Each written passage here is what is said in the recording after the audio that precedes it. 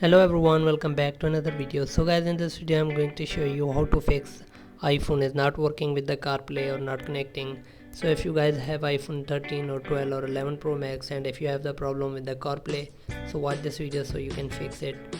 So let's get start the video. So first of all guys, open your iPhone setting, then scroll down, find the music app, then turn on the mobile data, click on IQ, then turn it off.